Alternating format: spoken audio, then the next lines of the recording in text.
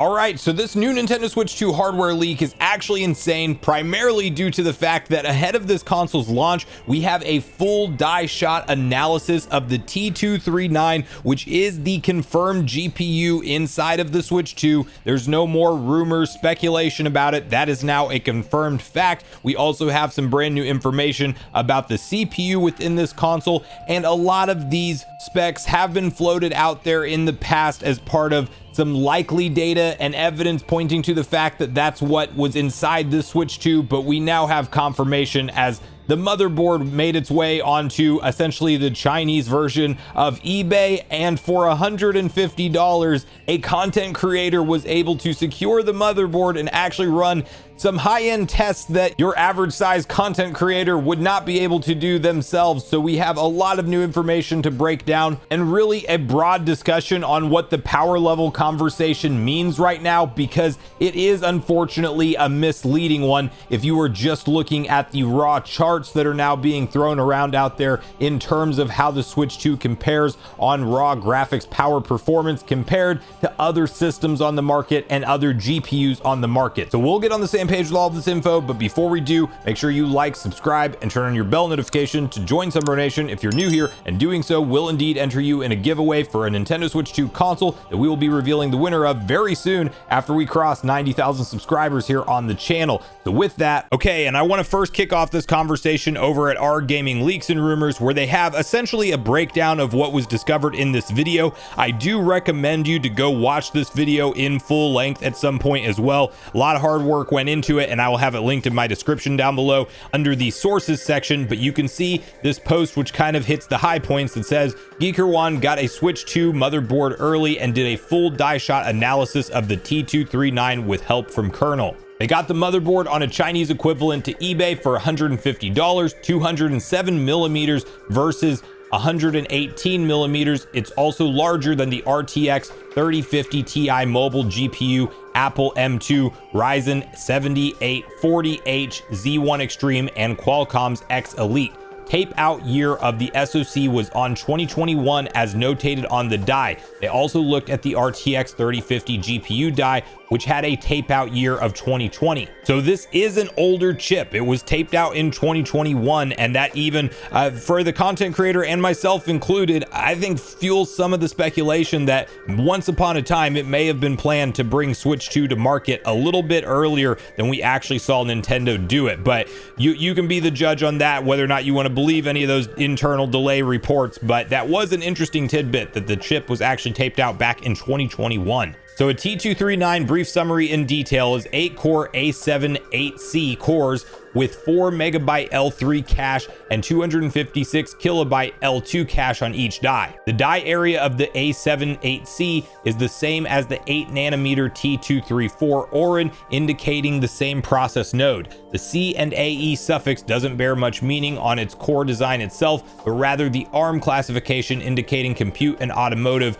and how the core is operating. 6 TPC, 2 SM/TPC, 1536 CUDA cores, and pure design, although its layout seems odd as the TPCs are separated. The design of the GPU seems more like Ada Lovelace, and this is a big point that we will drive home later. In terms of the area of the TPC, the T239 is 22% smaller than the Orin T234. There are some differences in the chip design itself. It's not exactly 8 nanometers, and some aspects are closer to Samsung's 10 nanometer process node fabrication. They highlighted the previously leaked clock speeds, and like Digital Foundry mentioned, its closest equivalent is the RTX 2050, although heavily downclocked. Like DF, they also did a simulation of the Switch 2 performance with the RTX 2050 downclocked as a proxy. The dock performance is aligned to the GTX 1050 Ti in dock mode and the GTX 750 Ti in handheld mode in synthetic test steel Nomad Light. It's far from the Series S, and closest mobile equivalent are Apple's A18 Pro, M1 in docked mode,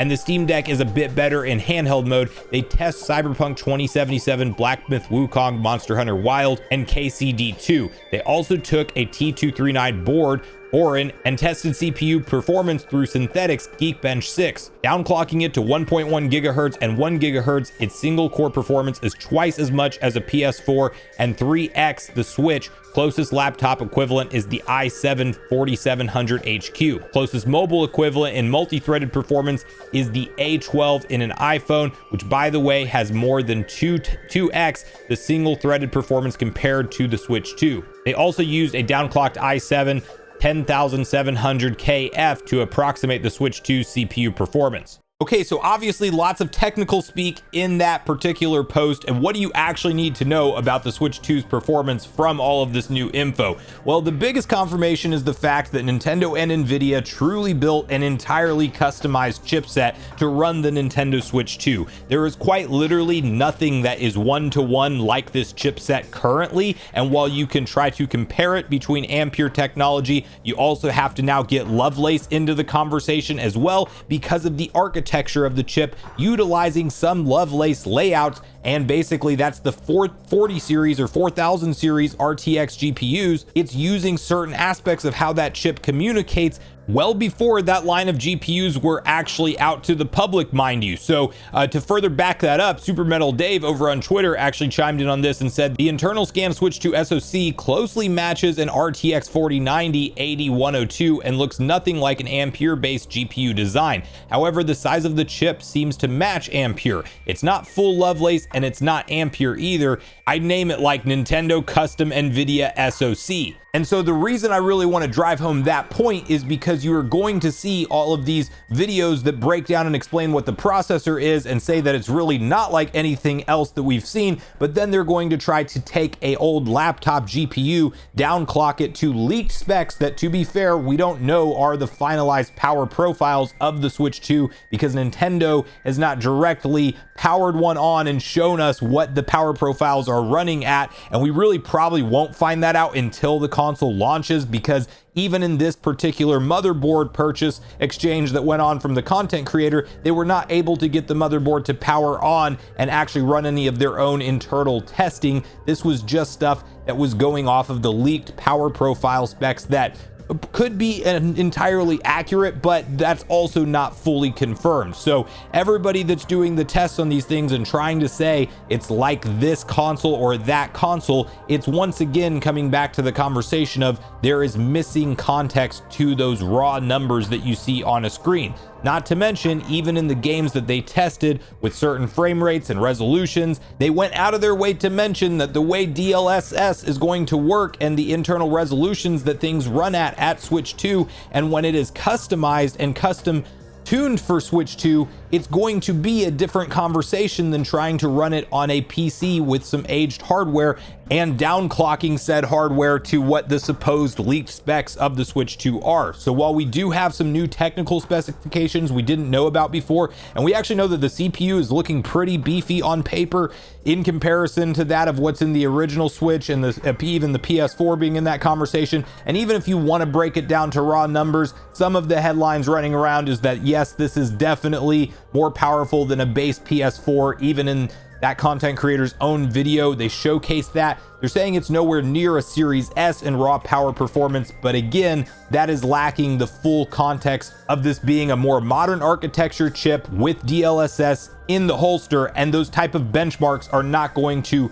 fully paint the picture correctly of what an optimized, built for Nintendo Switch 2 game can look and run like when this console is in our hands and we are playing finalized retail units of these games. So cool new info that's now out there for more of the technical specification side of things for the Nintendo Switch 2. All I care about at the end of the day is if all of my first party Nintendo content that I buy the system for primarily will look, run, and play well, in addition to supporting the big AAA ones that are being released on modern platforms and not just being totally left out of the conversation like we saw a lot of those ports that kind of get shoveled into that either cloud or it's not coming because it's not possible on Switch 1 conversation. Like, this is going to be a noticeable leap forward in technology for the Switch 2 compared to the Switch 1 and even the other modern consoles that are out there right now in the market at the end of the day. And you shouldn't go into any kind of mindset expecting PS5 and Series X level performance as those are dedicated home consoles